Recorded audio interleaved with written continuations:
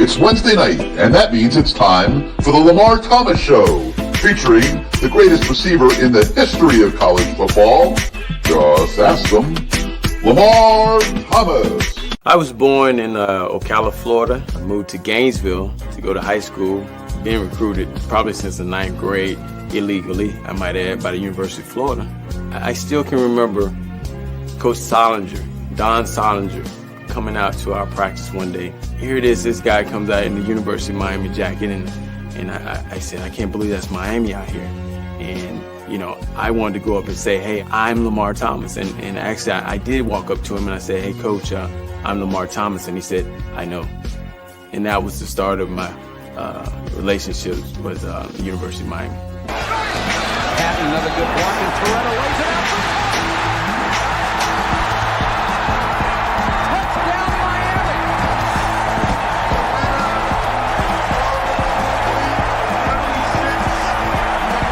Miami! You come down here, you'll be on TV every weekend, dominating. I thought about it. I said, man, where do I sign?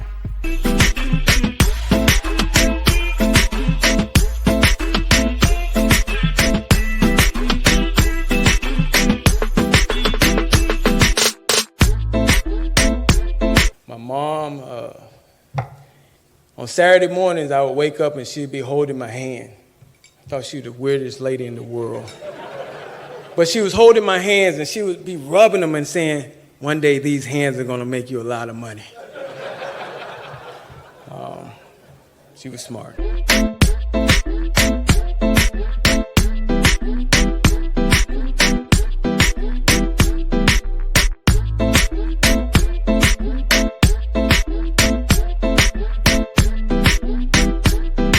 So now, here he is, the great one, along with co-host Gary Ferman of CaneSport.com, Lamar Thomas.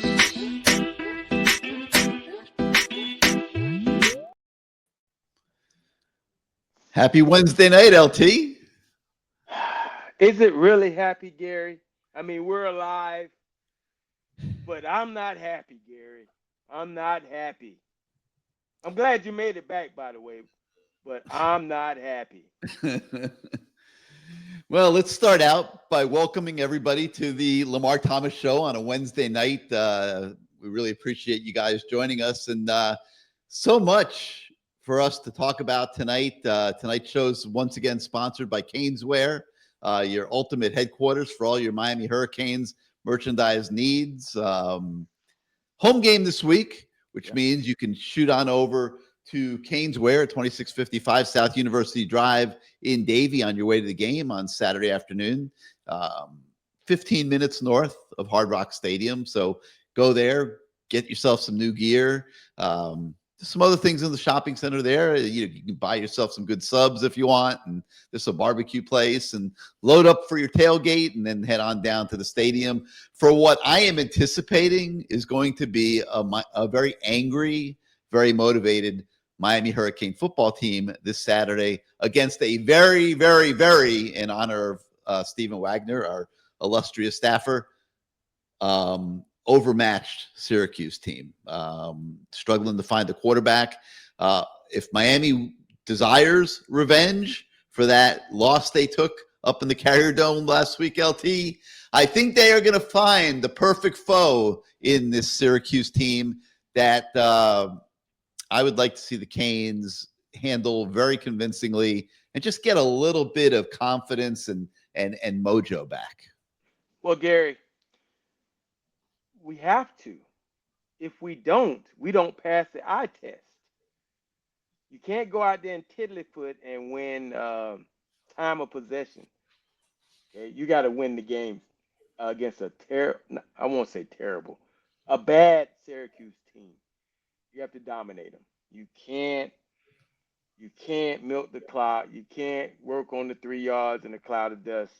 You have to go out and destroy them to get us the eye test back, because the voters, the whatever it is, that whole thing is college football playoff system thing comes down to it definitely has to be the eye test, and we have to pass it. you got to take care of your business. You got to win the games, but the margin of error for us is now out the door. So oh, it's long out the door. Yeah. You got to beat a. I wanted to say another word, but you have to beat them down.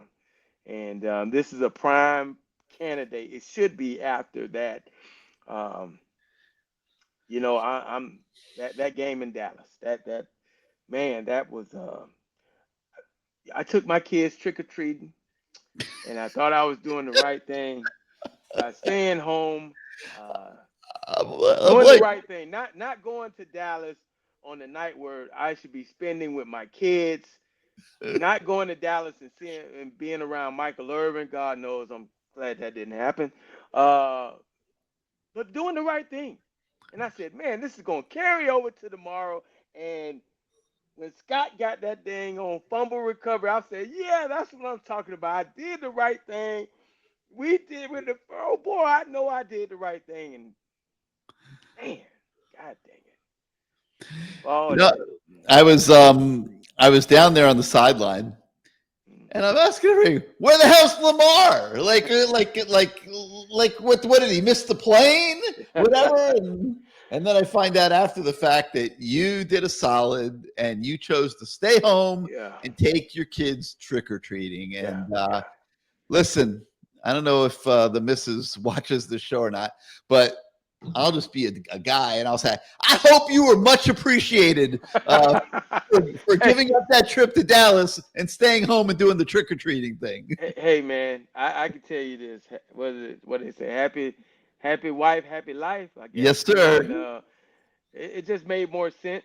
It was on a bad timing, but man, when the outcome became the outcome, I felt like I definitely probably shouldn't have been there, because that had to be a very somber, disheartening trip back after watching SMU fans celebrate, and then Rhett Lashlee and those guys, which they won the game, celebrate. That had to be from afar, I felt it. And you could feel it through the television that, we lost the game. We literally lost the game. We're going to get into it as we go on tonight, but we could say the penalties that weren't called, but you also have to look at the penalties that we did have as a factor of why we were not able to pull that game out. You cannot have all of the pre-snap penalties and penalties during the play. You just can't have them. It kills you. Well, Miami was leading the game. Yes. The entire game. So, anytime Michael's around, there's going to be a little bit of excitement. You've been down there with Michael. I think I've got it.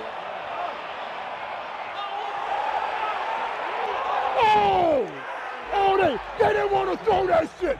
They didn't want to throw that. They didn't even want. How they didn't want to throw it over there? How the fuck they didn't want to throw that over there?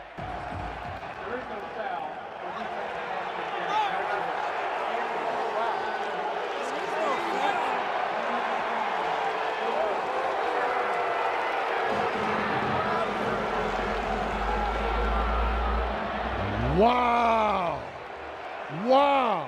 Dude, how you pick that up? Come on, man. I've been playing receiver for a long time. That was clearly PI. Hey, man, come on, man. How y'all put head to pillow at night? It was over his head because he pulled them back. It wouldn't have been over his head. Dude, they never make that call. They never make an uncatchable call. I've been doing this a long time. They never call uncatchable unless the ball's in the stadium, in the stand. He forgot he hasn't played. I've been doing this a long time. How long has it been since he retired? 20 years. Hey, man, you got to understand something. We forget sometimes, okay? We truly forget that we cannot play anymore. And he's a very physical human being. And to be down there around him, he's going through motions and movements and stuff like that, saying this is what he should have done and this is what he needs to do. And I have to remind him, Mike, we can't do it anymore, bro. We can't do it. So you got to understand the passion, man, runs deep with him and all of us, man. We developed this program. We helped bring this program to where it is, and to feel helpless, like we can't do a thing, it is it hurts, man. It truly hurts. And I know what he's going through. Watching that clip, I felt the pain because there's nothing we could do. That probably should have been called, but you know what? It wasn't. So he's holding Marion up the entire sideline. Yeah. Like, how is that not at least defensive holding? I mean, yeah, the ball was overthrown, but the ball was overthrown because he was being held by the jersey. He couldn't run. Man, I'll tell you, we'll talk about the officials here in a second, but you mentioned the college football rankings earlier, and those came out yesterday, and Miami's at number 18. Notre Dame is number 10. The smart people out there are saying, what the hell is going on with that? My take is win the last 4 games and make it an issue. It's like now's not the time to fight the battle. Yeah. I look at it like this. You can't worry about the next person. You can't worry about you can't worry about that. You can't worry about them. You got to worry about your own business. You can't worry about the next person's home. You got to worry about what's going on in your house. And in our house, we got to get it together. We got to figure some things out inside our own home before we start pointing the finger at Notre Dame. Okay, hey, we got to win out. If you don't win out, you're making a point that is pointless, because they got theirs. They're going to get theirs. They're Notre Dame. We've always had to work for what we've gotten. And what work means is kicking ass. And if you're not kicking ass, Miami ain't never been about nothing if you ain't kicking butt. You know what I mean? That's how we even things off back in the day. Now, things have changed a little bit, but you got to go back to that formula of kicking butt, because you can't put it in other people's hands. You cannot worry about the next team and what jerseys they have and how much NIL they getting. You got to worry about what's going on inside your own house. And once you get that squared up and squared away, then you can go out there and kick some ass. But right now, it just seems like things are, it just don't seem right. It don't smell right. It don't feel right. And they got to figure that thing out. I mean, I'm looking, I'm listening, and people are like, oh, Mario, hey, man, who else you want in there? A guy that's been there, who played there, who understands the program. I'm sure it's killing him. So, he's going to have to figure it out. He's going to have to figure it out. This is your job, man. This is what we're paying you the big bucks for. Figure this shit out and get it right. That's just the way it is. I mean, you can't be mad at somebody for saying that. Figure it out and get it right. Yeah, coming into the season, you take a look at the big picture and you say, okay, what's this team capable of? And I don't think anybody was sitting here saying 12-0.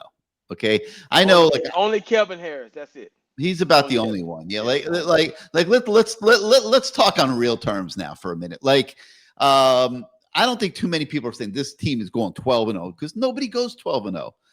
By the time we get to the end of the road, there'll be 1 or 2 12-0 teams, and they probably haven't played too many people. I mean, it's very hard to go 12-0 in college football. There's just a lot of parity, a lot of competitive teams. The ACC is like a microcosm of that. Like, you could go top to bottom in the ACC, and teams are capable. Like Florida State's down in the dumps. They blow out Wake Forest, which a week earlier beat SMU, which now beats Miami. I mean, there's no rhyme or reason to anything that goes on. And this is just our conference. We're familiar with it. This is going on in every conference. Okay. Teams are beating each other. And you come into the season, and I don't think too many people were saying 12-0. I do a column on CaneSport every year. I said 10-2. I said I thought it was a 10-2 team. And I really did going into the season.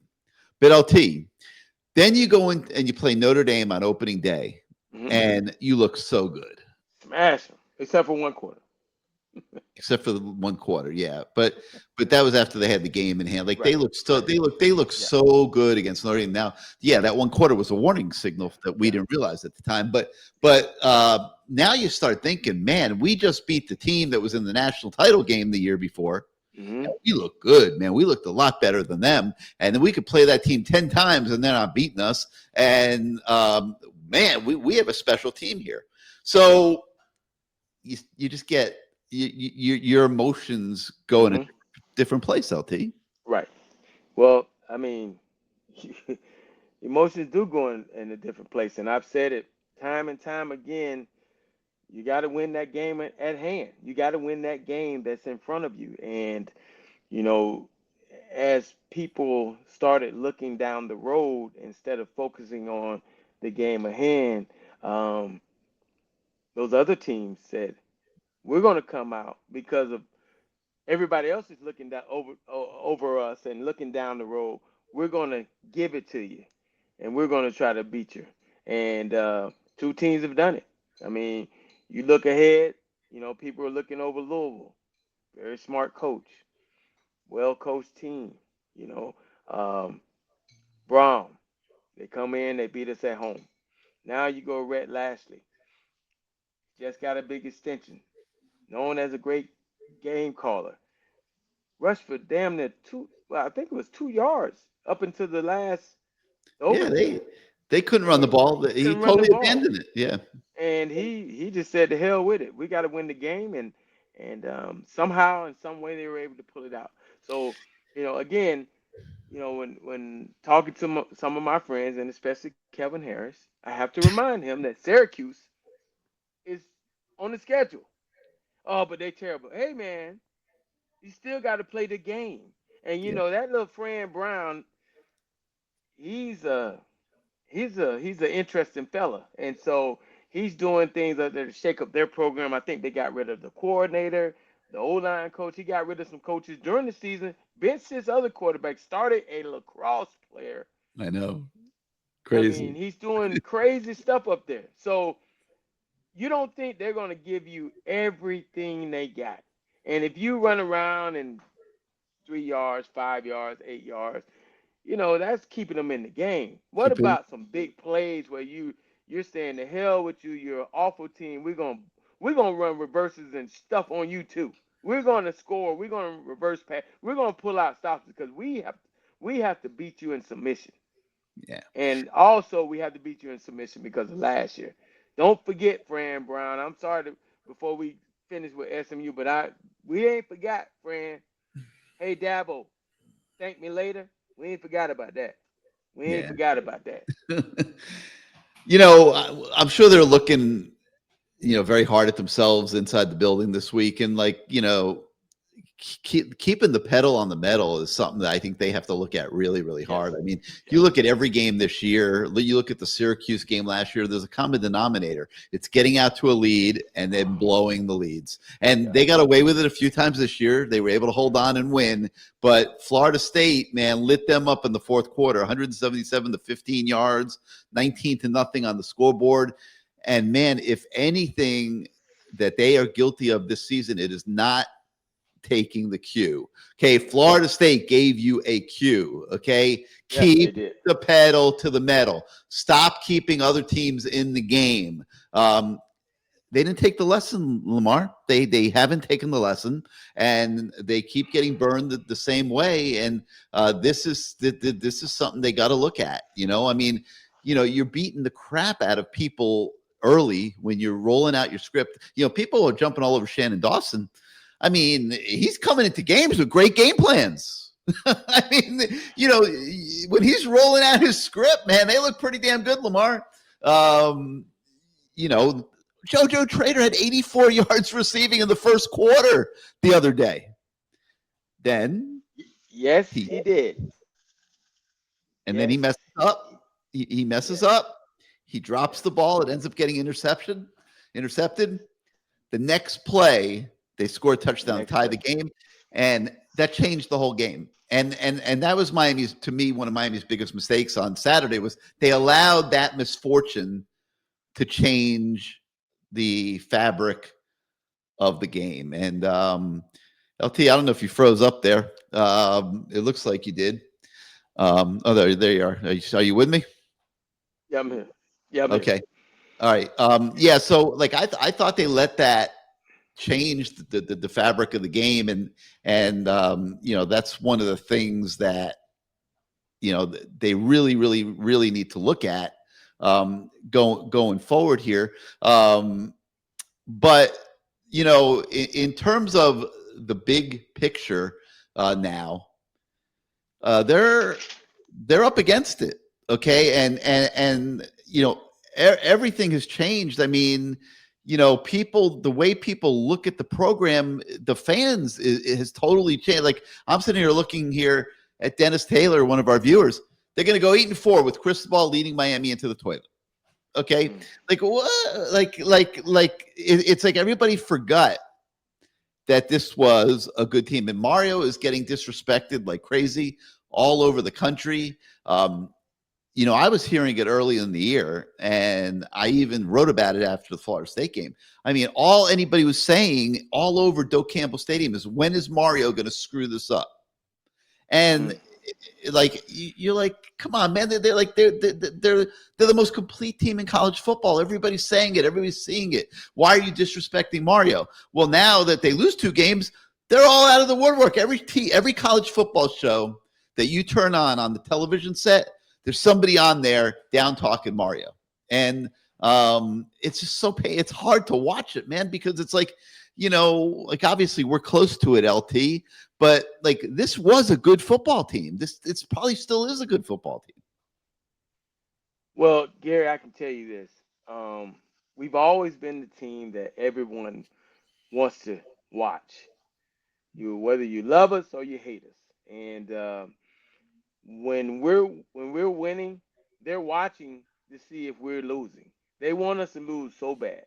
Yeah, I got Florida fans who hit me up when we lost to Louisville, and I'm like saying, "Hey, don't you know we beat you?" Right? And then the Florida State fans, because they won a game the other night, they're chirping. I mean, I just don't understand it sometimes, but that's just the nature of the game. So yes, they are going to talk about our coach because, um, honestly, we haven't won the big game yet. We haven't gotten over the hump. I mean, I thought the Notre Dame game was the one that might have taken us over the hump because that was a big game. They're just coming off a national championship game, national TV. We defeat them. But man, we got to win the games, and these next 4 games, this will be a hurdle for him. If he's able to pull this off, now he shuts them down. He shuts the pie holes, the peepholes, or whatever you call it. He shuts it down a little bit because right now they're saying that he's not the guy to get it done. Well, I look at it like, honestly, who is the guy to get Who's the guy to get it done, right? Because the guy played here at Miami. He knows the culture. It means something to him. He has to continue. This year is not over, but right now he has to continue somehow to push this thing, to push the envelope, to get it right. And if it's not right, you come back and you try again. You make some changes, and you keep going. But I mean, who else you gonna bring in here that's gonna care about the program more than the guy that played at the program? Yeah, Okay? but he's being put to the test. He's being put to the test because the same thing is happening over and over again, and he would be out of his mind to just not understand that, because he's got to figure out what's going on that's wrong, and he's got to change it. And if he's he just can't be in denial about it. There's something. This pattern is too defined now over multiple seasons, and it really goes back to before he got here. But he's got to figure out why this is happening. But he hasn't lost. G Nice, who says, in Mario we trust, go Canes. And I think with a big win Saturday, everybody will feel better. And I really hope that they come into the stadium angry, and I hope that they just lay it on Fran Brown. And there's a receiver out of Miami Northwestern by the name of Calvin Russell, who's committed to Syracuse. to me, the ultimate disrespect is Mom. I went to Miami. I mean, he's committed to Syracuse because Fran Brown snake charmed him or whatever. I hope, and I'm sure he'll be there on Saturday. I hope Calvin Russell gets to watch Syracuse get curb slapped all over Hard Rock Stadium on Saturday, so that he sees that. Well, I can tell you this to speak on Calvin Russell. I mean, I've met him twice. Oh, okay. Yeah. So, shook his hand. That's a tough one because you're talking about a mother's love for son. Sometimes staying at home is not the right thing to do. Maybe being too close to home. Maybe being too close to the same associates. Maybe being too close to friends that shouldn't be friends.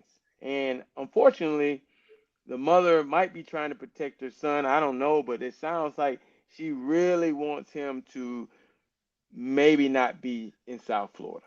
And so, but a win, a curb slapping, as you call it, could maybe open her eyes and say, hey, but, you can't fault a parent and the child, the family for maybe wanting him not to be around and be at arm's length, because I've seen guys from Northwestern and Central that have been too close to home, and it's been too close to the same friends, and it's kind of come back to haunt them. So maybe she's just trying to do the right thing.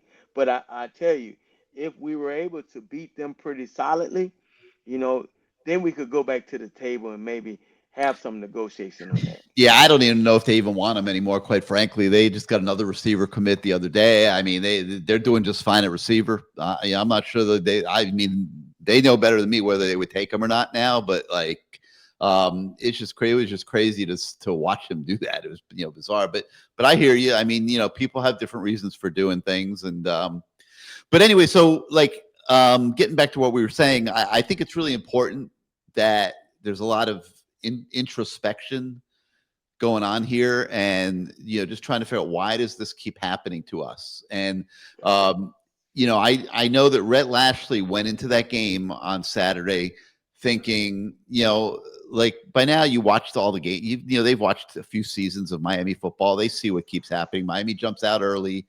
They have a lot of good players. They're a good team. They get ahead of you, but if you can just hang in there, you can get yourself back in the game. And Lashley said that coming into the game, his whole agenda was, don't let Miami get 2 scores ahead.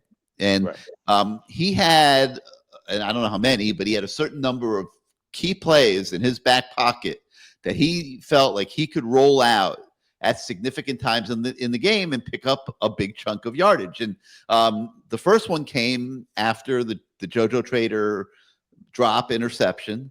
And the next play, he dials up a touchdown down the field. I think it was like 30. I'd have to look it up. 35. Let me see. I think it was like 35 yards and 28 yards. Okay, and he dials up a 28-yard touchdown pass to tie the game.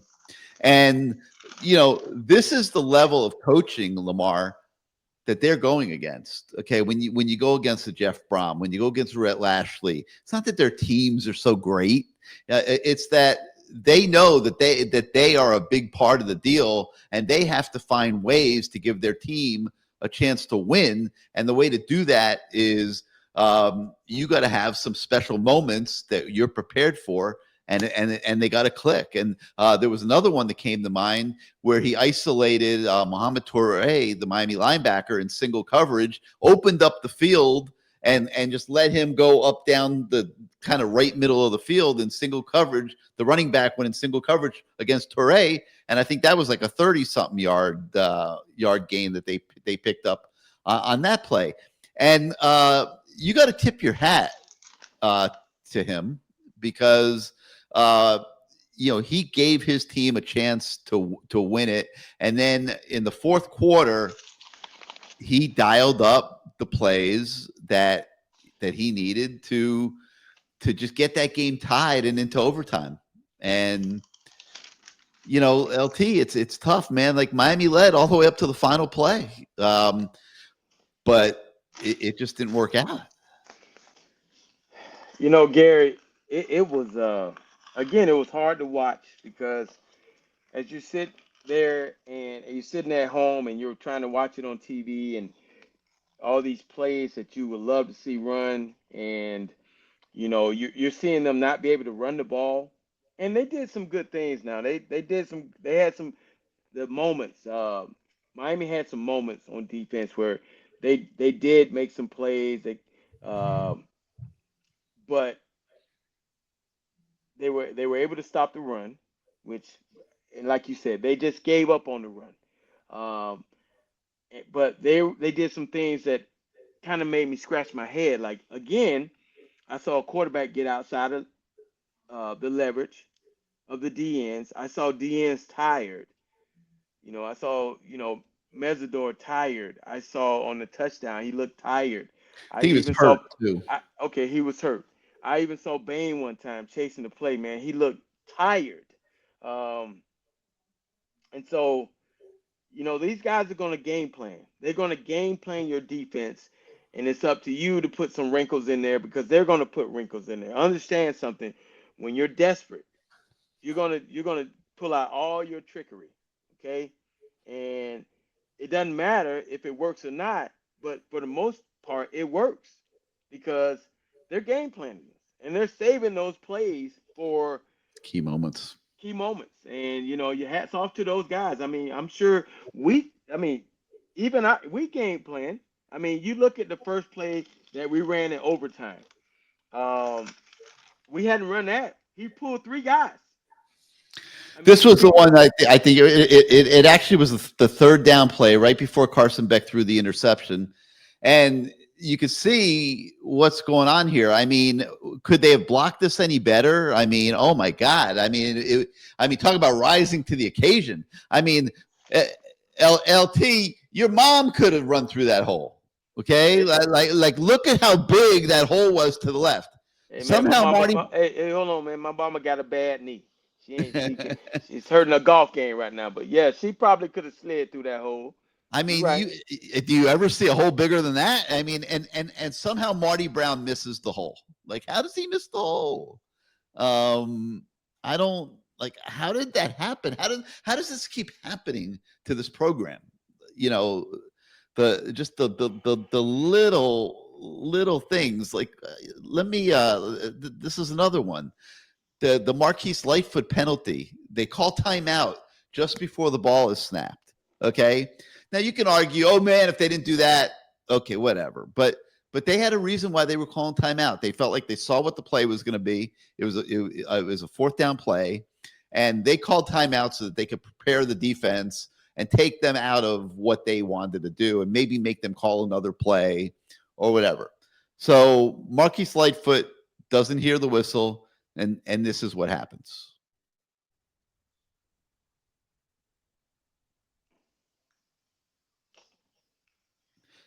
Okay, now LT. He held up the quarterback. Hold on, Gary. I'm going to try this microphone here. They're saying that my mic is a little low, so I'm going to try to change my microphone a little bit. Let's see what happens. All right. Can you hear me now, Gary? I can hear you, yes. Okay. Let me get a little. All right. Let's see if I can hear you. Change this microphone a little bit. Test. Can you hear me? That's the problem. Now I can't hear myself. So let's go back to that old microphone. Back to that. You got to do your audio setting. Just put it on the generic speaker. The generic speaker, there it goes. Somehow this is not working right. So I got to go back. Maybe during the break. All right, there we go. Let's go back to what I can hear now. All right. So anyway, so Lightfoot. Okay, you saw the play, right? I mean, I'm going to play it again. Watch how he holds the quarterback up at the end. Yeah. Okay. Yes, he didn't hear the whistle, but he didn't. It's not like he slammed him to the ground. And Ruben was helping him hold up the quarterback. Why is the referee throwing that flag? He's changing the game. Why does this kind of stuff keep happening to this program? Gary, I laugh sometimes because I'm like, maybe this is all the get back for me celebrating. Maybe Horace Copeland doing Yeah, you're backflips. responsible. Maybe Randall Hill shooting the guns in the end zone. Maybe Luther Campbell us going hanging out at Strawberries. I don't know, man. It's just like, man, how does that happen at that time of the game? I mean, he calls timeout. Some people can argue, why is he calling a timeout? Why is he calling a timeout? But he wanted to see what they're in. I had one person say to me, they were discombobulated. There's no way they could have a great play. They were just running something from the sideline. You shouldn't have called timeout. Okay, well, he did. And lo and behold, the kid gets a great get off, probably the best one of the game. And he runs in there, and now he has to hear a whistle that's blown from that side because Mario called timeout. And the crowd is going nuts. Okay? The crowd is cheering. So you can't blame the kid. You really can't. But He's playing football. And they held up the quarterback. But Gary, here's what I can tell you. It's bad because of all the other penalties. Yeah. That's what makes it look even worse. If that was the only penalty of the game that we committed, very good point. We could live with that, right? I'm sure everybody that's on here can live with that. If that's the only penalty that we committed, not the defensive holding or pass interference by number 8, where he grabbed the guy, not the illegal man downfield by McCoy. I mean, not the penalty by Malachi Tony. I mean, there's a lot of them. So, unfortunately, 2 holding calls on Francis. Francis. But when you compound them and put them all together, it just looks like, unfortunately, undisciplined team. That's what everyone is saying. We're undisciplined. It got worse, okay, than even that. Take a look at this. Watch JoJo Trader on the bottom of your screen in this one.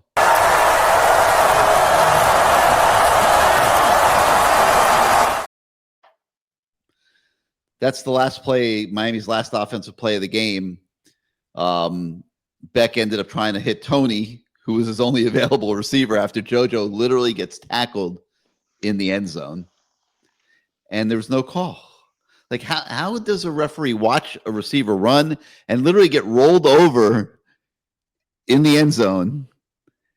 I mean, it's illegal contact. It's defensive holding at worst, right? I mean, the ball didn't go there, so you're not calling interference, but it unquestionably was defensive holding. How does that get uncalled? So we're watching ACC officials under absolute assault this week. It's not just Miami that's bitching and moaning. Dabo Swinney at Clemson, he got fined for bitching about the ACC refs. The ACC has an officiating problem, okay? We've been seeing this all year long. We've been watching Ruben Bain get held constantly. We've been watching Miami receivers getting held constantly.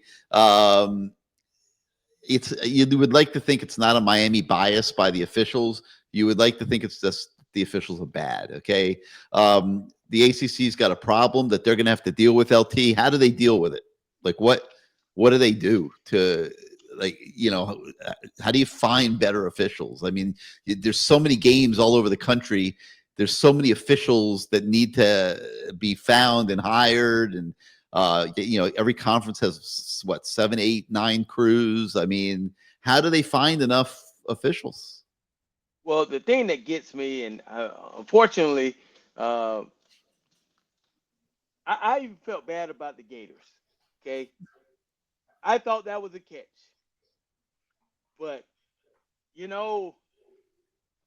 made a call, and that came from probably the league office that said, "Hey, man, little crocodiles, you ain't messing up our big bad bulldog money now. You ain't messing up our number 1 spot in the college football playoffs. That's gonna be down between Texas A&M, Georgia. I mean, who else they got? Alabama. All these teams. But we're not gonna let you mess up that spot. So we're gonna say this is an incompletion. And the thing that I hate about it is that there's no, like, once they make that call, it's like no recourse. There's It's no like recourse. nothing. Yeah, there's no recourse. Why can't that be replayed like anything else? Like, I mean, we're seeing the clip now. You know, why can't Mario throw a red flag and say our receiver got tackled in the end zone and you didn't call it, and they go look at the replay and see the receiver tackled in the end zone? With these type of officiations going on, they might need to, at the end of the year, when they meet on some island, you know, some quaint, some swanky place that they meet, making rules, they need to look at. They need to expand the scope of replay. The red flag. Yes, because and coach should have one or two of those a game that they can ask to be reviewed. Yes, because Miami would have reviewed the Lightfoot one where he ran into the quarterback, but he didn't slam him down, and you had two Miami defensive players holding the quarterback up, and they would have probably asked for a review on this one with JoJo Trader being tackled in the end zone, and as Shannon Dawson would say, not available to have the ball thrown to him on that play. And you could describe, you know, what was going on that play, and how maybe JoJo might have gotten the ball in the back of the end zone, but he wasn't available. You know, in that concept where they send a guy across out of bunch, I think it was bunch, they send one guy across, and then they send Malachi on like he's going to the out, and he twirls back inside, and there's supposed to be somebody running the back line back there, and he never got to the back line because he was down on the ground. You know, he never was able to run that back line of the end zone because he was pulled down. It should have been at worst called illegal contact, at worst. But they let it go. And unfortunately for the University of Miami, they lost the game for us. Yeah. All right, let me I'm going to give you a minute to deal with your headset phone, and I'm going to talk about CaneSport. Okay. Welcome to CaneSport.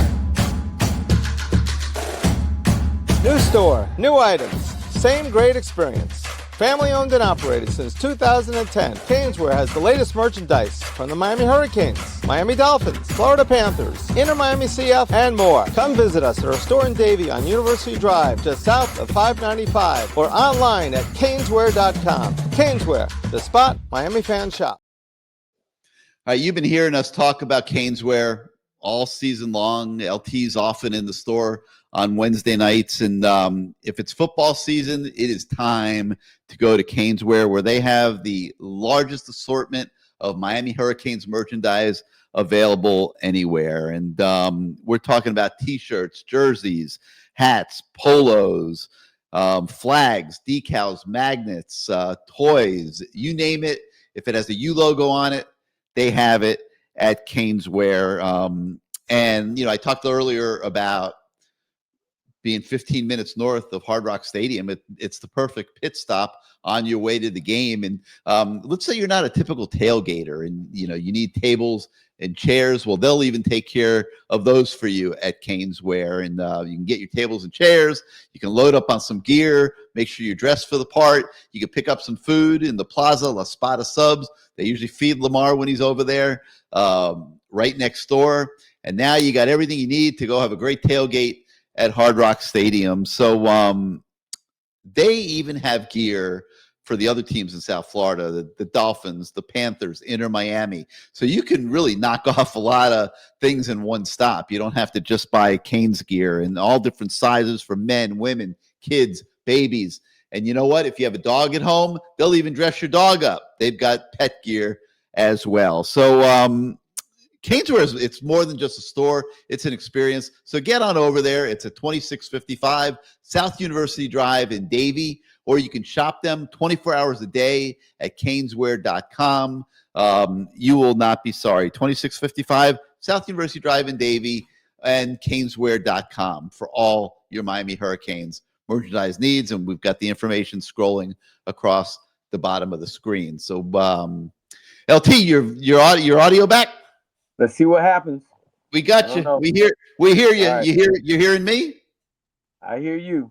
All right, we're good. So I was talking about Canesware, a place that's near and dear to your heart, and people. In fact, let me go to a little bit of a wider shot here, so people can kind of see the store in the background. And both LT and I have the store in the background here on our pictures. And LT, you could speak for it, and like they really do have a little bit of everything there. I mean, everything, Gary, in South Florida. If you're a South Florida sports fan, this is the store to go to. I mean, they got the soccer team, they got the baseball team, they got the other professional football team, which I don't want to name right now because they ain't winning no damn games. I mean, they got the hockey team, who is the two-time back-to-back defending champions, world champions, Florida Panthers. They got all their stuff. I mean, everything. I mean, all that stuff. It's a big store, guys. Come on in there, go on in there and shop, man. And the holidays are coming up. If you're wanting to give some gifts to, I mean, for friends and pets and all kind of stuff, they got everything. They do a great job of just buying a lot of stuff, and it's a lot of stuff in there to choose from. A lot of stuff. And you just go on in there and check it out. It's not too far from the stadium. Going in there before the homecoming game, get you some gear. You coming down from New York and all these places, and you want to stop on through, get you some good. They got some good cold weather gear. Take back up north. It's a lot of stuff in there. You'll enjoy it. Tell them LT sent you. They might even give you a couple dollars off. Big investment in inventory at Canesware. All right, LT, Mayday wants to know, do you really believe this team can change this late in the season, or are they who they are? Do they need to change, LT? Well, we got to win. I mean, if winning is change is winning. I mean, you got to win these games, and you got to win them by not just winning. You got to have some. They got to pass the eye test. We're going to be held to a different standard. It looks that way. They're already trying to figure out how they can get somebody else in there. So we got to take care of our own business. Like I said earlier, we got to get ourselves together. We have to somehow figure this thing out, get our own house together. I really believe that they can do it. I think they can do it. It's just that thinking this is not them doing it. They got to go out and do it themselves. They have to believe. They truly have to believe from top to bottom. The staff, the players, they got to believe. I mean, we can believe as fans, but it's up to those guys. They're the ones that are on the field, making plays, not making plays, making great plays, making bad plays, penalties. That's the thing. You got to cut down on those penalties. If we can somehow cut down on penalties, it'll give us I think, a higher percentage to pull this thing off. But penalties, you can't have dumb penalties. You can't have pre-snap penalties. That'll cut down because they're momentum killers. Yeah. You think about the penalty, illegal man downfield. That was in 3:05 in the third and 5. I mean, the score was 17-17. I mean, that was a big moment. We could have used some. I mean, we could have worked some more time off. I mean, there's a lot of things these penalties really hurt. I mean, the interception with JoJo, that might have been the momentum. I think they were ready to give up. I really do believe. I think that team was ready to give up, and that fluky interception changed the momentum of the game, gave them life, gave them hope. And as you saw, a sudden change. They hit us. The cornerback didn't sink back to cover 3. He bit up on the hitch, and they ran basically a hitch corner combination. And safety was in cover 3. Nothing he could do, except all they could do is look at each other because it was definitely cover 3. That changed the whole concept of the game. Now it's 7-7. Ghostface points out this is a "what have you done for me lately" business. So you got 4 games left. there is time to change the narrative. I don't know if there's time to get to the college football playoff. Yes. That remains to be seen. You Well, got a lot of here's the good thing, Gary. There's a lot of teams that play each other. yes, There are a lot of things that can happen. Okay? yes. You think about it. You got Pitt. They got Georgia Tech, right? They got Georgia Tech, and they have Notre Dame. Pitt has no, I think they already played Notre Dame. Pitt has games left. They're they do have Notre Dame. Yeah, they have Notre Dame, and then they're at Georgia Tech, and then they play Miami. I mean, think about that now. I mean, there's a lot of things. Yeah, there's a lot of Pitt, stuff if Pitt can beat Notre Dame at home, that would be huge. I mean, there are a lot of things that can happen, but we gotta take care of our own business, Gary. You gotta beat Syracuse. You gotta beat NC State. You gotta beat Virginia Tech, and you gotta beat Pitt. That's where it boils down. All this other stuff is there are a lot of teams that are going to play in each other, and someone has to lose. Okay, this ain't the NFL where you're going out with a tie. Somebody gotta lose. And with that being said, if you take care of your business, handle your own house, get your house in order, you got a chance. You got a chance. But none of this works if you go out there and tittle tattle around and you win 8-6, or you don't go out there and blow Syracuse out, because now you don't have that confidence that you need to go into the next week. So if I'm coordinator, I'm going full.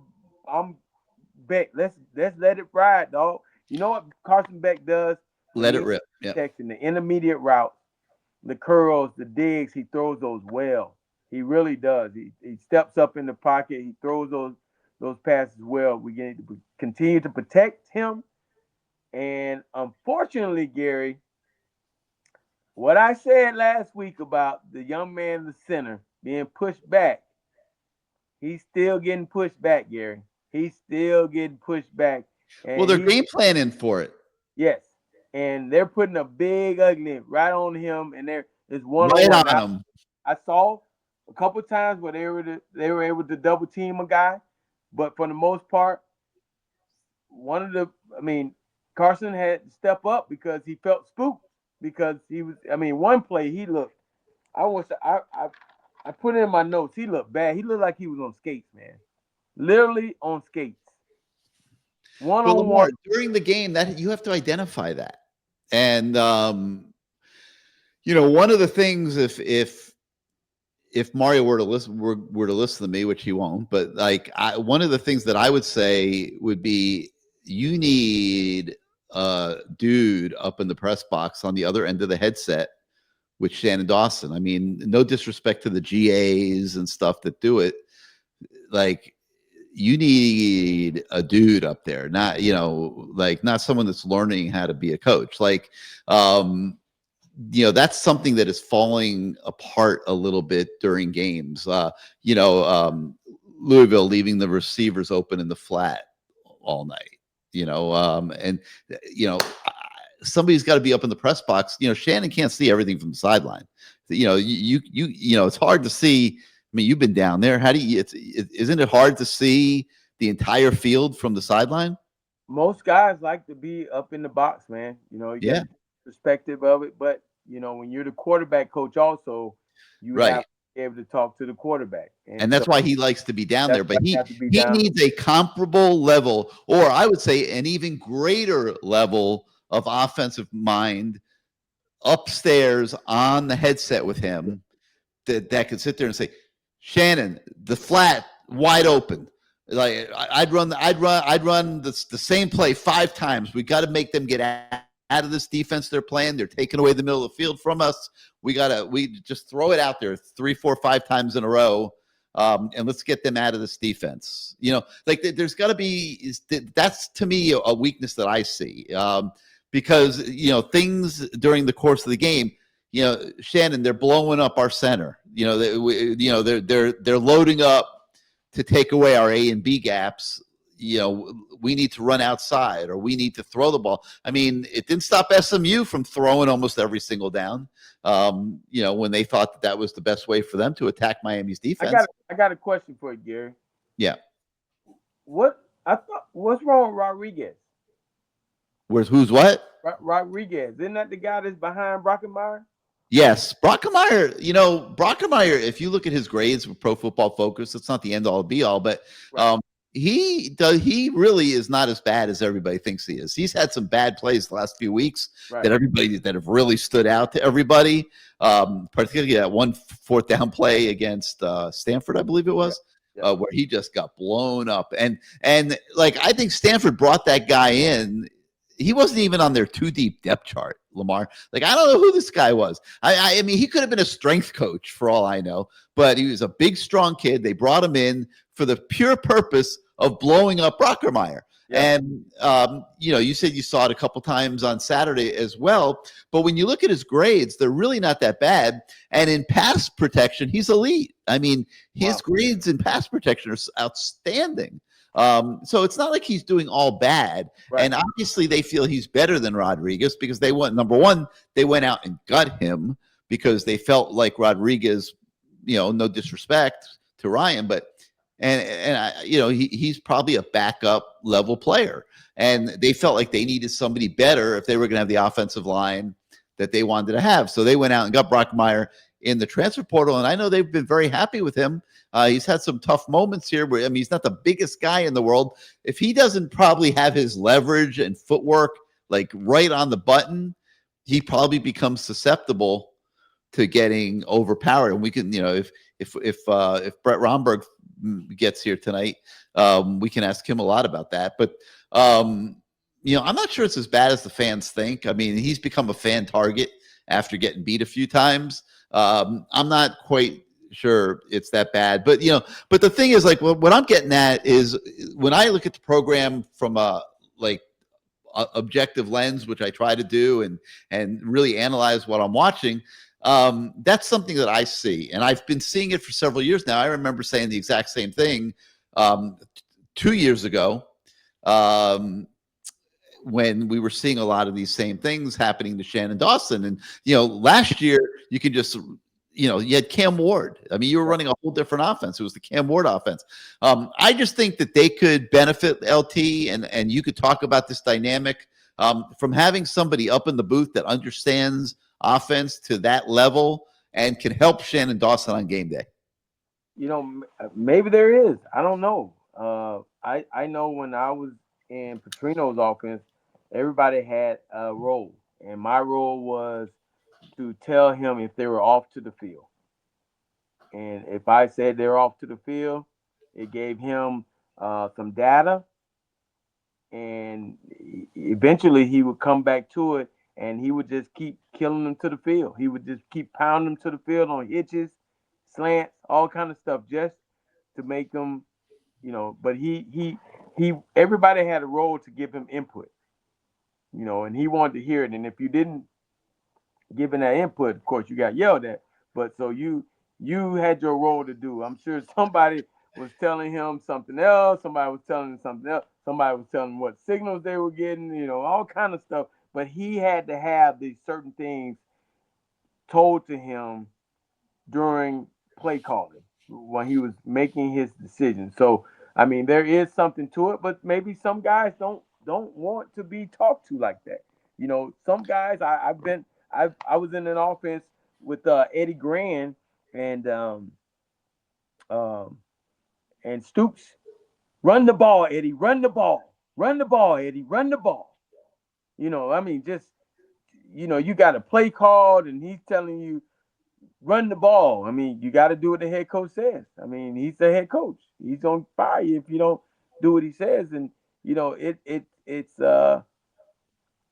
it's kind of deflating, because I'm not saying that Mario's doing that. I'm just saying it's kind of deflating because you have your game plan set up for what you want. You got guys telling you what they see, the data, and then all of a sudden somebody else is telling you what you have to run.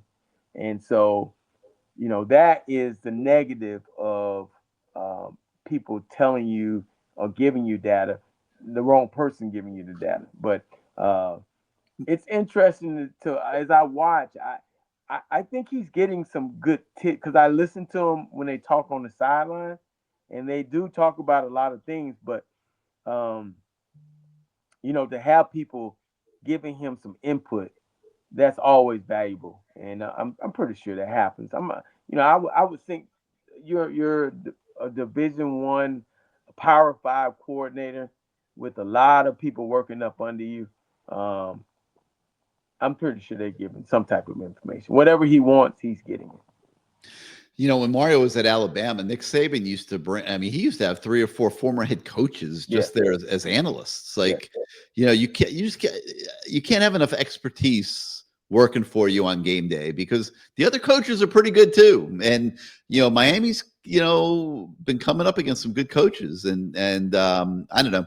It's just, it's something I feel I've seen that I would say is a weakness, a weak point that could be better.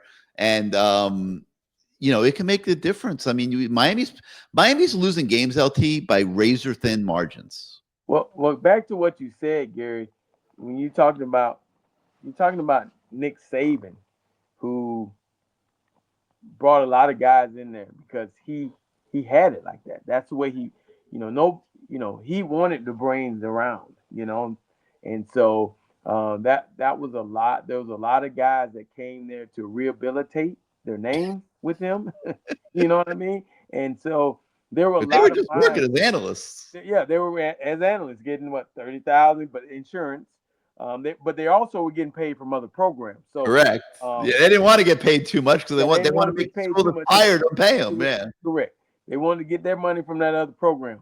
But yeah, that is a way that has helped some guys get other brains into programs, some head coaches. But Mario tried to get some guys in there that were older, but it didn't work out. He didn't, it didn't with Charlie Strong. What was the defensive coordinator? Steele, Kevin Steele. Kevin Steele, and it just didn't work out. He didn't like what they brought to the table. He wanted more energy. He wanted more, and those guys just were past that. And so, and so it wasn't what he wanted around him. So he has some other guys now. He has younger guys, and he's trying to work with those guys, and that's what he wants. And, for the most part, it can work. It can work. It's just that on the field, somehow, some way, we have to change some things. And when you talk about change, it has to be no pre-snap penalties, no dumb penalties, and, some costly turnovers.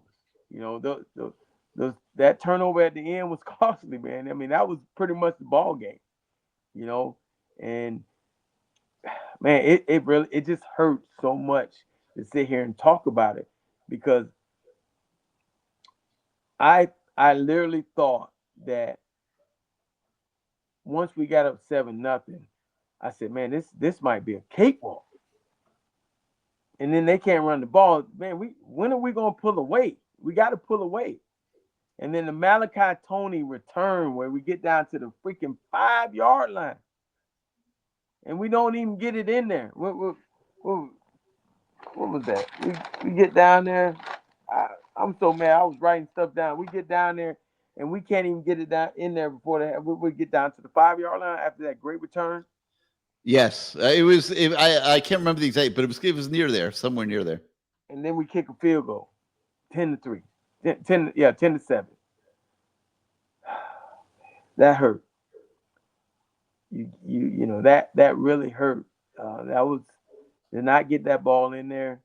That hurt. Now we can say that we missed C.J. Daniels. He could have helped us. Maybe he could have helped us. I don't know, man. I'm exhausted. I'm exhausted. Sergeant Major is saying something that I don't know that I would call it Mario's brand of football. I think I would call it the Miami brand of football. They're losing games by razor thin margins, and that's because they're always in the position to lose games by razor thin margins. So, playing a lot of close games. And listen, you get into close games like that, you're going to win some and lose some. And I talked earlier in the show how Lashley's whole game plan was to just stay within one score because he felt that he could make the right calls in the fourth quarter and down the stretch to deliver a victory to his program. And God dang it, he did it. Okay. And, I understand in fact, I said this the other day, is Miami's strength, which is, if you look at Miami's offensive strength, you have an elite offensive line, you have great running backs. Has that strength become a trap in a sense? Because you become, when you go to that, you're becoming station to station now. And, like maybe you throw an incomplete pass on first down, and then second down, you're thinking, I don't want to be in third and long. So you're running the ball up the middle. You're throwing a short pass. Now you're in third down. Well, if you're doing a good job on third down, Lamar, you're only going to convert like 50% of them. And that's a lot of possessions, man, that are ending with you off the field accomplishing nothing offensively with a very explosive, potentially offensive football team. And I think that's something that Mario has to look at. As much as he loves the power football and you see him on the field, boom, boom, boom, and it worked like hell against Notre Dame, and it's worked against other people too. But if you're in a close game needlessly because you're not making enough big plays during the course of the game, you're going to win some and you're going to lose some. You're not winning them all, Lamar. Well, the thing I'm worried about, if we come out against Syracuse and the first play we run up the middle, we're going to get booed. And there's no question about it. They're going to boo, because I think what people want to see right now is exciting football, something where you're pushing the ball down the field. And this whole power thing, maybe if you're able to get the ball down the field, then you can go back to the power game. But right now, I think everybody's setting up for that power game. And they're saying, we know you want to run the football, we're going to take it away from you. And so, and they've been doing a good job of pretty much taking it away from us. I saw a question on here. What about the tight end on the, I think it was James Welford. What about the tall tight end in the end zone? But how about this, James? What about the tight end not sitting down? That was number 9, Lofton. Mm-hmm. If he sits down in the zone, okay, it's clearly a zone. You're supposed to be taught on mesh routes or crossing routes. If no one is following you, it's zone. If no one is following, you see a guy that's sitting over there waiting for you, you hook up. You hook up once you pass the defender. You hook up. And I think Carson threw it to try to stop him. Mm-hmm. But his momentum kept going, and he got hit by a guy with a neck roll on, looked like he was from a 1978 Nebraska team. Yes. Jesus Christ. I feel so stupid. I mean, I've been pounding the table all year on Elijah Lofton, and he's had multiple opportunities now, and not enough of them. Absolutely not enough of them, because I know how good of a player he is. But I mean, he had a touchdown catch the other day, and he dropped the ball. I mean, the bottom line, I know he got slammed by, but he dropped the ball. But And you got to be able to know. You got to be able to see that was zone, man. You can't. That is you're in college football, man. You're getting paid money. You got to know. In the NFL, you might be. Well, I'm sorry. The new NFL, you might be tagged a little harder. But the old NFL, you do that, you knocked out like Ronaldo Nehemiah Skeets. You have to know man or zone. That's one of the first things we teach on crossing routes. Football 1-on-1. Nobody's going with the motion. It's a zone. When you clear your guy, you get up to him, you give him the move. If you don't feel him continuing to run with you, he's passing you off. And if you see a big open spot, you get there and you sit. Right. You don't continue to run right into a brick wall. It's like, would you run across a slant in Arena League to the wall? No, you No. stop. Man, it just really upset me that It's happened. frustrating, man. It's frustrating. I mean, you know how good of a player. Yeah, the kid's a great player, man. I watched that kid all last year in practice when I was going He's down there. unbelievable. Man, unbelievable, just unbelievable talent. But we're not seeing any of it. How is this possible? Like, how are we not seeing any of it? We're 8 games into the season now. Like, how? Like, this is the kind of stuff that's happening in this program that I just don't understand and can't explain. And you know, I want to talk about JoJo Trader a little bit because we've talked about him a lot this year, and he was missing in action until the first quarter up at SMU, and CJ Daniels is hurt, can't play. They have JoJo Trader prepared. Okay, he practiced. He got a lot of reps on the practice field. Very key part of the story here. He goes into the game prepared. Okay, 84 yards, I think it was in the first quarter. I think he had four catches. Beck's hitting them, and then they call the play down the right sideline for him, and he's open. And Carson Beck does a phenomenal job getting the ball there. Okay, he threads it, you know, just a perfectly steered pass right into JoJo's hands. LT, what happened? Dropped the ball, took his eyes off it. He didn't look it into the tuck. I mean, This is a kid that catches balls one-handed, LT.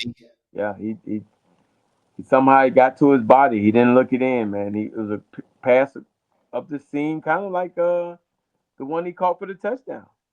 You know, the safety's back there, but you have to, you know, as a receiver coach, we're telling those guys in that type of situation, you look the ball into the tuck, take the catch. You're going to get hit. That is your job. Okay? So don't take your eyes off the ball. Look it all the way into the tuck, and he caught it, and it just came out. And what shall go wrong will go wrong. Okay, that seems like that is the Miami mantra right now, because for that ball to just magically pop into a guy who's going another way, kind of like those interceptions that Louisville players made. I mean, it's kind of like the timeout that was called, and the guy runs into the damn quarterback. What shall go on real? It's like, is this the curse of? I don't know, man. How do we get rid of the curse? We got to get rid of the curse, Lamar. How we can't take this for too many more seasons. This is what can go wrong, shall go wrong, and you say stop making excuses. We're just stating facts here. Like, whoever heard of a 23-year curse? Canes, Cats, Heat, 305, and not excuses. It's just stating facts, man. It's just things that go wrong will go wrong. I've never seen it, man. This is them dudes from Louisville couldn't make them plays no more this year. No, a couple of those interceptions were insane. That ball hit him right in the hands, and you're gonna tell me that ball is gonna pop out of his hand to a DB who basically is running the other way, and he stops, and the ball just one hand falls right in his hand. Come on, man. Time out at the perfect moment. I mean, this staff must be like, imagine what the staff is thinking when they go back on Sunday morning and are watching the tape of all this. Like, it must have been like, I mean, it's maddening the things that are happening to this football team. And but to the coach's credit, Lamar, they put them right back out on the field. Well, you have you got to, man, because it's, you know, we talked earlier. We said it's a long season. It's getting down to the end. And you're going to need these guys to somehow get out of the funk. You're going to need good players to get out of the funk. You're not going to make the playoffs or have a chance to make the playoff with your third tier guys. Those guys that are meant to play must play. And this is where the season is on the line. This is whether you want to go to a nice bowl game or you want to go to a really good bowl game or the college football playoffs. Yeah. So you You got want to go to the Sun Bowl or you want to go to the Gator Bowl? there you go. Sun Bowl, Gator Bowl.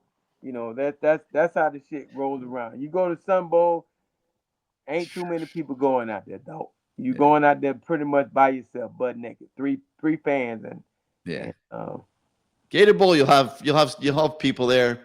You play an SEC team. yeah. You know. But you gotta, and that's the unfortunate part of the game, man. That's the unfortunate part about really playing in Miami. Let's just be real. You're playing in Miami, our fans, and I've seen it since 1988. You know, we were winning, so we got the good part of it. Man. But after that, you got to see some of the bad part because once the losses start piling up, they weren't able to accept that. And to go to a bowl like the Sun Bowl. I'll be honest, I don't go.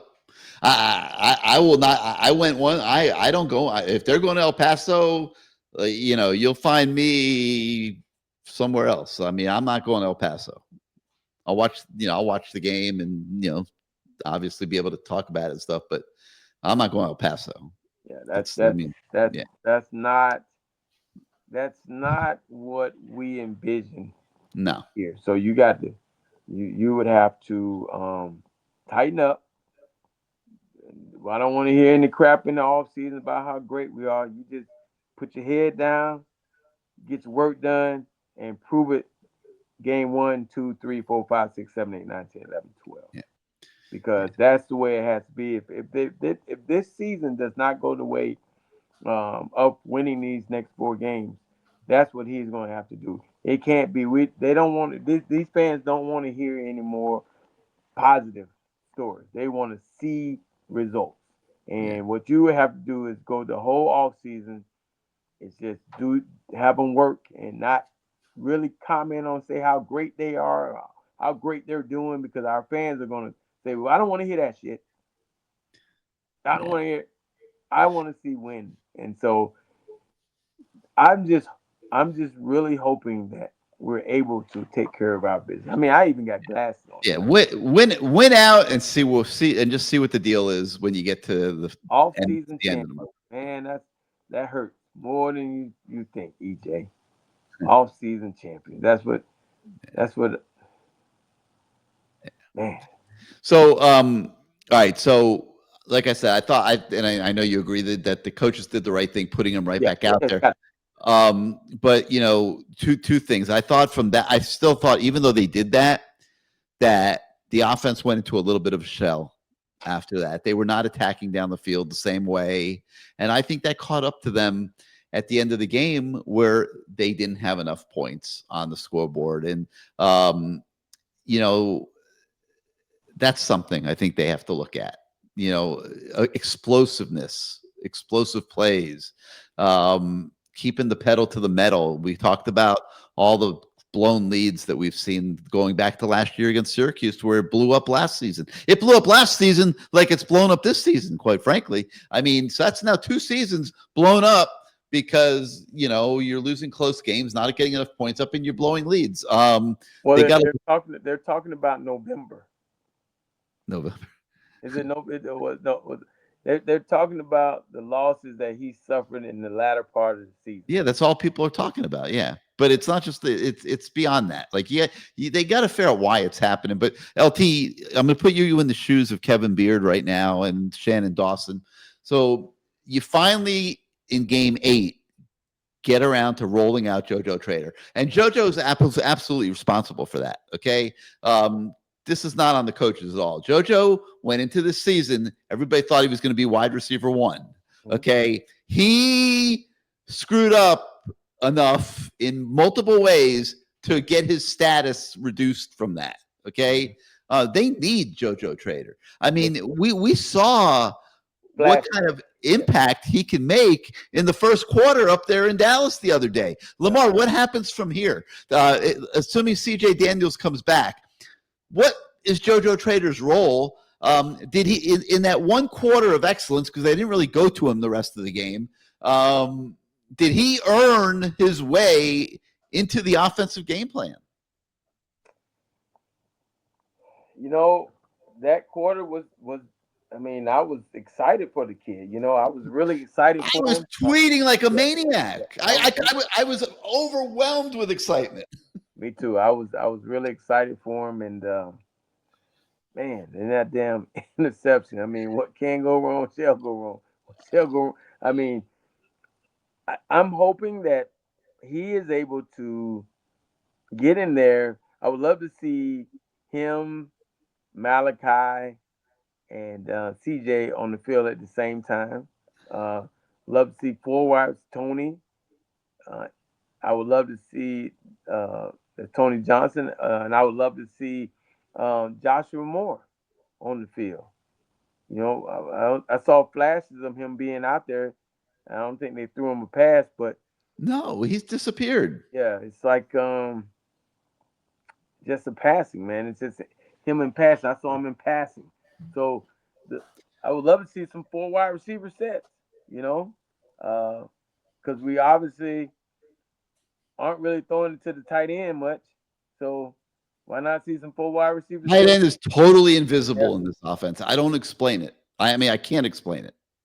I have no idea what happened to coming into the season. I had really high hopes for our two tight ends, 87 and 9. I thought that they were going to be able to do some things and And how about the really take some freshman? pressure off of Carson because the tight end, tight end's always been the shortest throw. The guys that you look at last year, how many passes Cam completed to the tight end who was just kind of standing around. Mm-hmm. And how about the freshman, Luka Gilbert? Yeah, I mean, you're not going to see a more impressive looking physical tight end. I mean, this kid can, I mean, he could be a heck of a player. He's not getting to do a whole million. I hope they're redshirting him because he's not getting to play very much. But yeah, so I'm watching JoJo bust out there in the first quarter. I was so excited, Lamar. First, I tweet out, and there he is, JoJo with the 36-yard touchdown reception. Canes up 7-0. Then I tweet out, everybody can exhale now. In one series, it was proven that there are outside runs in the Miami offense, which there were. Mark Fletcher got the ball and ran outside, and that JoJo Trader is alive. Okay, and then the fairy tale ends. 2nd and 5 in the second quarter with 9:33. That's when it happened. The interception. Yeah. And once that interception happened, I put sudden change, corner, got locked on wide receiver and cover 3. And now I hope he has that he has earned his way a little bit with the coaches and that he is in the game plan this week because I mean he does have a lot to offer, but he's got to come through. I mean, you just can't let that happen. We need him. We need him. We need all those guys. We need those guys to step up. And Carson has to have confidence in someone other than Malachi because somebody's gonna come along and say, let's take that guy from you. Let's take him out the picture. And who are we gonna throw to at that point? I said this earlier. I mean, is Mark Fletcher out now? Is he out this game? Is he playing this game? Oh, they have not said yet. Well, I just thought that, just my opinion, guys, just my opinion. I like Mark Fletcher as a 12 to 13, 14 carry guy. Mm-hmm. I thought that when he doesn't get a lot of carries and he comes in, he runs the ball extremely hard. But he's got injury history. And that's what I was afraid of because I thought that if you run him too much, it could happen. And why not keep him fresh and save him for the fourth quarter where he can come downhill and make defensive players make business decisions. Do I want to tackle this big fucker? I don't know about that. I'm trying to get back on this bus and see my girl, right? When I get back to the dorm. Well, that's right. They don't stay in dorms anymore. But yeah, save him to the fourth quarter. Let him run wild in the fourth quarter. Punish people. to see him in there in the beginning running so much, I'm like, man, put somebody else in. But I'm not the OC. I just would personally like to see all those guys keeping each other fresh. And you got three different styles of running backs. I thought that from that first game, I said, man, this is gonna be awesome. It's not gonna be a full Mark Fletcher show. It's gonna be interchanging. Guys are gonna be fresh.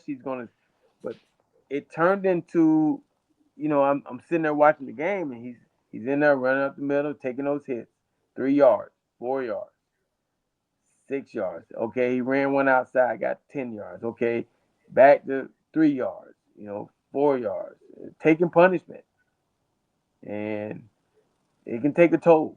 So I don't know how they're gonna play it now. I hope he's not hurt. Now if he is, Marty has to step up, and Lyle has to step up, Jordan Lyle, man. whoever we have behind him, because you know if we're gonna run the ball and run it effectively, as they say, we got to have some type of balance. I think we got to have some different guys in there that can spark it. I'm going to throw out another one at you. Pringle. How about Pringle, the freshman? Yeah. I'm talking a lot about the void of big plays, the station to station nature of the offense when they go a little conservative, whatever.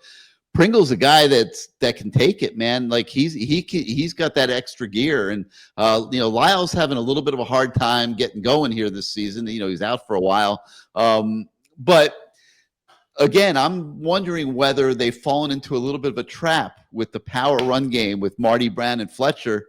And now that people are onto it and are game planning to stop it, then maybe they need to inject a little something else into this deal. And it might just be Pringle, and is he a true freshman or he's a freshman. So has he lost his red shirt already? I doubt it. I don't think he's played in 4 games yet, but at this point, if he helps you win these last 4 and a bowl game, it's worth playing him. And, maybe that's like a little wrinkle that they can add to the equation, get him out in space, utilize him in a few different ways. It's only got to be 6-7 plays during the course of a game. But that's another thing that came to my mind. Like this offense to me needs to get more explosive. They're not. How many 60-yard runs have we seen this year? I can't remember. I mean, have we had any 60? I don't know that we've had any. Like I can't remember. Look that one up, Gary. Huh? I might have to look that one up. Yeah, well, like we're not getting big plays, and to me that's a big deal. That's holding this offensive back. Last year with Cam Ward, there were a lot of big plays, and that's why it was the number 1 offense in the country. Yeah. We're not seeing the big plays this year. We're 45th in the country this year with an elite running game, because I still believe that there's the offensive line's elite. But I don't care how good you are. If people know exactly what you're doing and they're game planning all week to shut that down, they're going to have success sometimes. You might be able to still beat them because you're so damn good on, at times, and they do that. They had 8-yard runs and 10-yard runs. Like you could still win sometimes. These guys are that good, but there's going to be other times when they are loading up, and they are going to be loading up into the right spot, and you're going to get stuffed on 3rd and 1, which happened, I think, 3 times up there in Dallas and might have been the difference in the ball game. When you get stopped on 3rd and 1 and 4th, well, we know 4th and 1 is a big deflator, but 3rd and 1, that's a big deflator, man. That is huge. And the thing that I hate seeing is that on those 3rd and 1s, and it seemed like we were catching blocks, like we're not firing out for some reason. And I know Maribel is one of the best coaches, so I know he's not saying catch blocks, because some of those guys, just to me, in my opinion, it looks like they're catching the blocks. Those guys on the other side are firing off, and they have more guys on our side than we have pushing them. I mean, you look, it was 1 3rd and 1 where they had guys 2 yards on this side of the. I mean, we still had a long way to go to get to the first down. So I don't know. I mean, I just think that, and it goes back to, I'm looking at someone say about the energy of firing off the ball, not enough. They're getting low enough.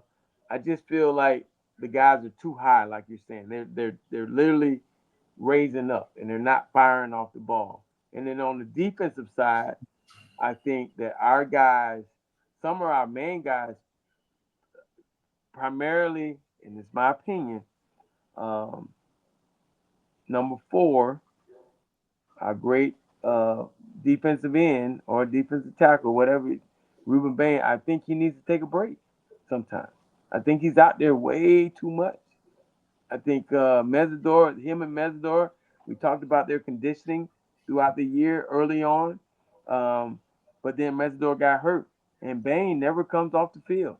I mean, yeah, it's something to all that, but at the same time, man, you got to protect yourself and come in the game and be fresh and stay in the game. There's a play where I saw where he was chasing something down. He looked dog tired. Mesidor, you said he was hurt, but that play, he looked dog tired. These guys are playing maybe way too much. Just they need to save their energy and come in and be fresh. I know you don't want to come off the field, but man, some of those plays you might be wasting that you could probably make a play, or another guy might be able to make a play if they're fresh. That's Yeah. just my opinion. LT, this that's a whole nother can of worms, because I've been talking about this for multiple years now with Ruben Bain, and he's a great player, like we know, but his effectiveness has been diminishing the last few weeks. He's not making the same impact on the game as he was at the beginning of the year, and maybe he is a little worn down from all those reps. And I look at the stat, I think he's got 2 sacks this season through 8 games. Yeah. Like that, he's an elite player. That's not an elite number for a defensive. I mean, like Kevin is saying, they are running away from him. They are sending 2-3 guys at him. They're doing a lot of stuff to and they're getting rid of the ball quick. Getting rid of the ball, but man, and maybe that's why he's staying on the field. But it's just those plays where he looks kind of tired. Like he's coming off the ball, he's doing his best. But you out there 60-some plays. That's a lot for a D lineman. Even in the league, those guys aren't staying out there the whole time. They're coming off the field. Even some of the greatest pass rushers, I see them coming off the field sometimes. Now, there was one play on Saturday where I saw him line up a defensive tackle in a pass rush situation. Yeah. And I don't remember how that went, but it went pretty good. I thought it did, yeah. And like I've wondered now for a few years whether he's really a defensive tackle. And like it's going to be interesting to see where the NFL projects him at the end of the year, and where he ultimately ends up playing in the league, because I do think he'll play in the league. But if he's above 270, someone's going to say you're a defensive tackle. But like you don't need a defensive end in the NFL getting 2 sacks over a course of a season. Like and if he's not getting there in college, he's not going to get there in the National Football League. To enhance himself, my opinion, move around a little bit. Figure it out. Yes. Yeah, move around a little bit. Make it hard for those guys to pinpoint where you're going to line up. Yeah, and we got to start developing some of these other guys. Mesidor and Bain aren't going to be here next year. Yeah, they're game planning for you. They know exactly where you're going to be. Let them move around a little bit, and they do. Heatherman does. I mean, hell, they had him dropping to the flat one time when the kid almost threw the ball right to him. The guy almost threw the ball right to him. Almost threw it right to him. So, but yeah, let him move around a little bit. Make it easier on. Now you're screwing with the offensive line.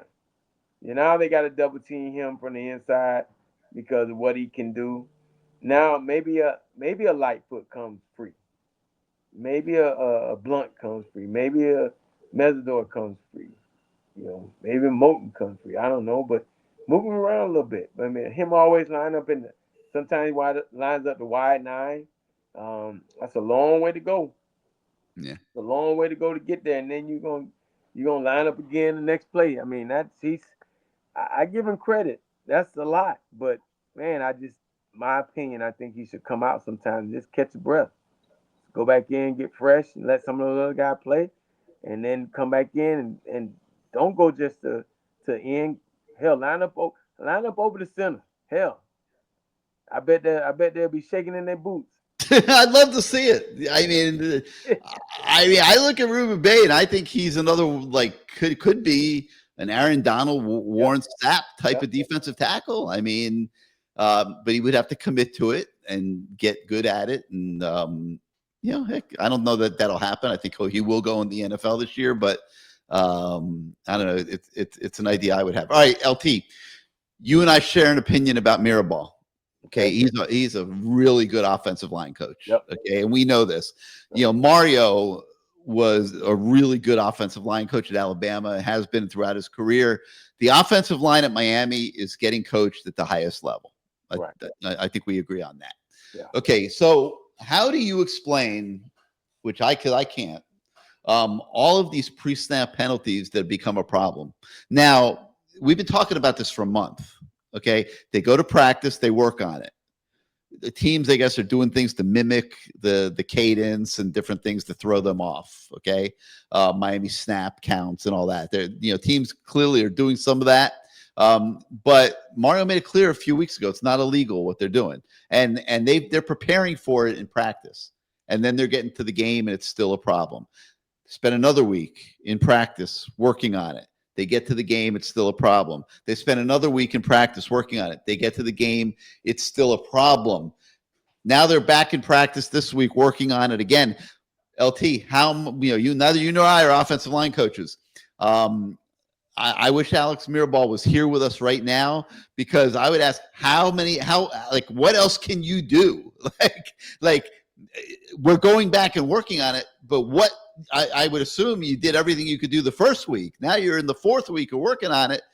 Why do you think this keeps being a problem, these pre-snap penalties?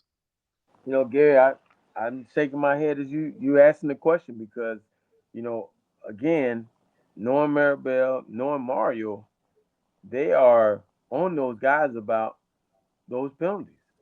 I mean, you got to understand, your head coach, O-line, he's down there all the time. Yeah. I mean, unless those kids just don't give a damn. I mean, that can't possibly be the case, right? It can't be that, but you can't have those penalties, and it's killing us. It's killing the vibe. It's killing the drives. It's killing the rhythm. Had a big play, and it's 1st and 15. Come on, man. Because you got a penalty, or it has to be mind blowing for the head coach to be that position and have such a great guy coaching that you can turn your back and that O-line is in good hands, and for that to be going, I know Mirabal is probably pulling his hair out. I mean, this is it's unbelievable to watch, man. It's like what can go wrong shall go wrong. I mean, this is like a perfect storm of shit. Pretty much. People blame the coach. People say it's the coach's fault. Here, blame Mirabal and Cristobal, Mike Jeezy. People blame the coach, and I can't imagine how it's the coach's fault here. These guys are too good of coaches. I don't think people understand the level that these offensive linemen are coached at. I mean, you watch practice; it is incredible the level of coaching that these offensive line kids are getting. It is, because they are down there, and their head coach is standing right there. So I just don't get how it's continuing to happen.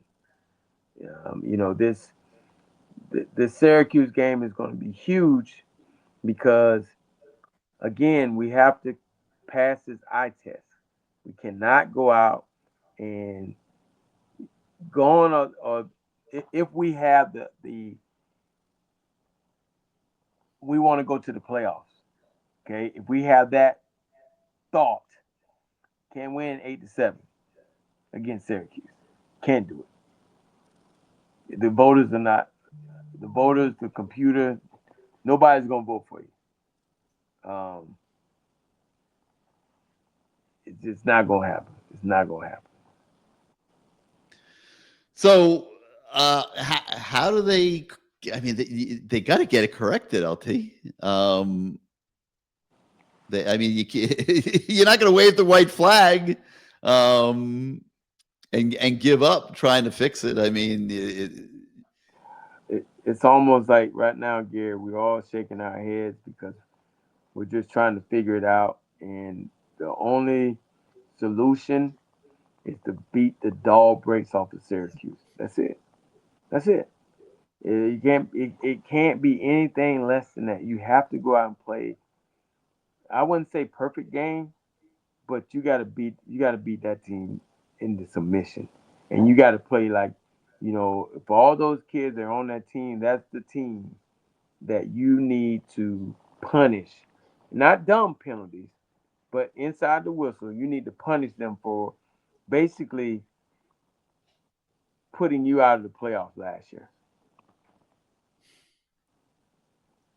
did I do anything crazy on this show? Look at this. Lamar's looking at Gary crazy. Did I do anything crazy during this show? Man, the comment on the glasses, man. I decided to come with a studious look tonight with the glasses on. Oh, I didn't say anything about the glasses. I don't know what is he talking about. I'm just trying to go through some of these comments. We got a lot of comments here, so I just want to make sure we cover all the topics that everybody wants us to. But one last thing I did want to ask you about, though, is that we noted that teams are getting a push up the middle quite often, and yes. Are they overbaking the running game a little bit? Do they need to open up this offense a little bit more and become a little bit more, a little less predictable? You know what's weird is Shannon Dawson, air raid guy, right? That's what, at Kentucky, he was supposed to be air raid. He didn't have the power running game that Stoops might have liked. Right. Now he's a power running game guy. And I don't really see much of the air raid stuff. Mayday is approaching this subject a little bit of a different way. Well, I mean, when you talk about Carson Beck, I truly believe, and this is my opinion, that as a coordinator for him, after an interception, he is trying to make sure he doesn't compound another interception. I don't know if the trust might not be truly there, because you notice his play calling gets a little bit more, maybe the word I'm looking for is conservative after a bad interception or a bad, and again, some of Carson Beck's interceptions have not been truly on him. And I'm sure by his press conferences, he will tell you it was surely not on him. You noticed. It was but, funny, I there's a guy named Roddy up in Georgia. He like kind of does what I do here in Miami up in Georgia, and he tweeted out the other day. He said, "Oh, it's still always somebody else's fault." Like they've seen that routine up there in Athens. I couldn't imagine Gino saying something like that. I just run what was called. Like I couldn't imagine him saying something about Coach Harrison like that. Oof. I couldn't imagine, but it's a different age, it's a different kid. These kids are making more than anybody on the staff besides the head coach. So yep. When you give that type of money to a young adult, you gotta take it with a grain of salt. They feel like, hey, pretty much untouchable. You gave the man $4.5 million. He can say what he want to say. What are you gonna do? Can't say nothing. You just got to roll with it, man. Better. That's it. That's Yeah. all. It's a whole different era. There's no I more. mean, he's making $30,000 a quarter, Yeah, there's no more scaring the at kid. least. Probably more than that. Probably Fear. 50,000. There's no more scaring the kid with fear. Hey, Yeah. I'm gonna kick you out of school. Okay, kick me out. I'm going somewhere else to get more money. Yeah. I'm gonna get All right. $200. After all this conversation tonight, Lamar, JD Carmona here might have figured it all out.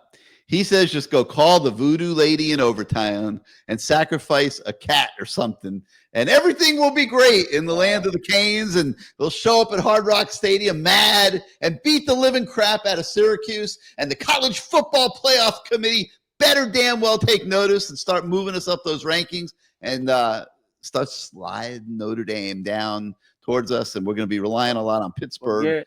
Yeah, I'm gonna wear some different draws this time.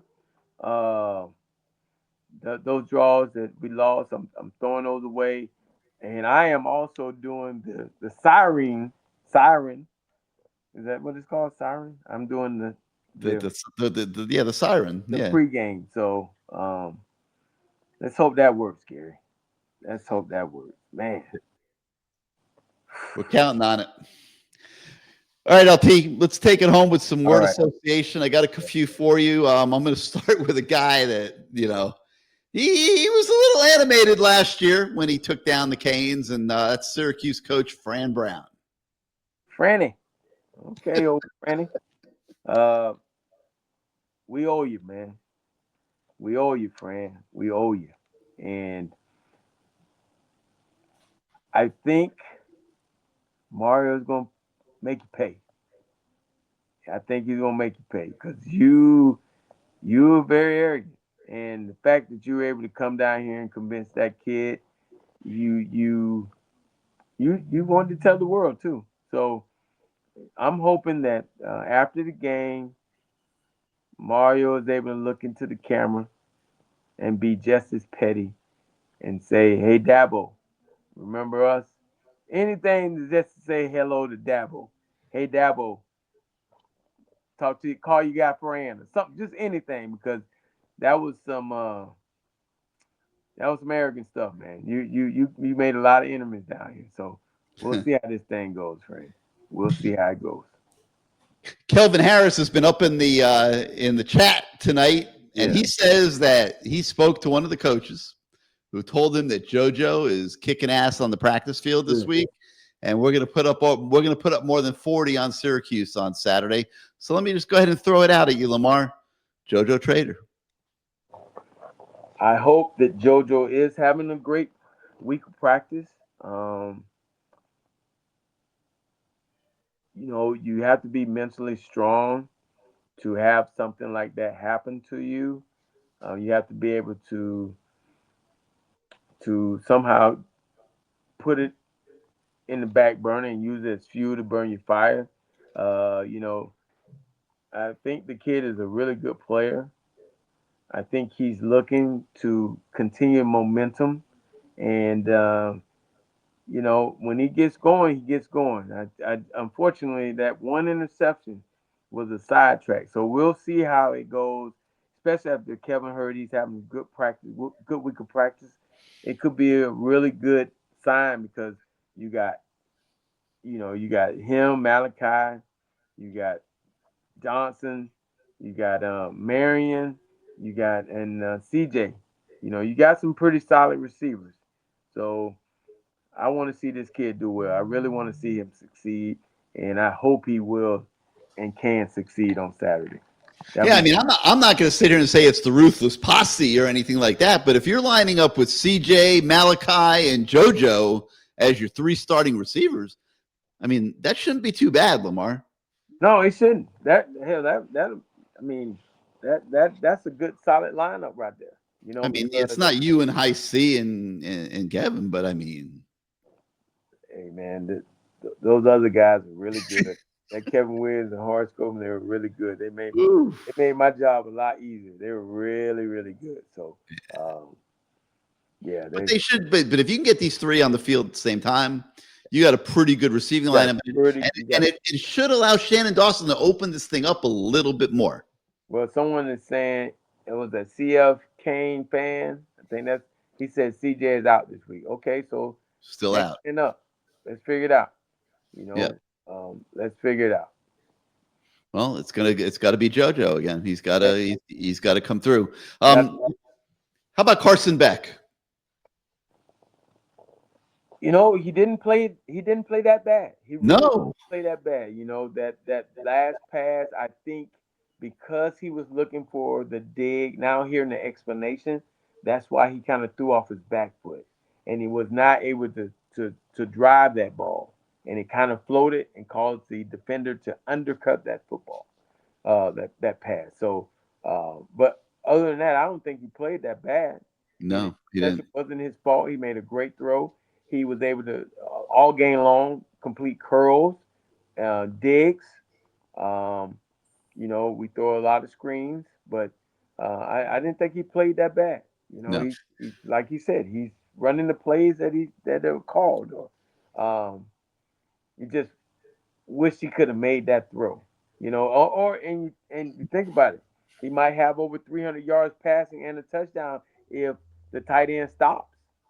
Tight end stops, or JoJo catches that other ball. Or JoJo catches out of the ball. So, I sensed a little frustration in him. I think everybody. Which is understandable. I think everybody's frustrated. He's got to stay mentally strong. Yes. I mean, you come down here, you're riding the high, getting 4 point something million. I think that's what they said.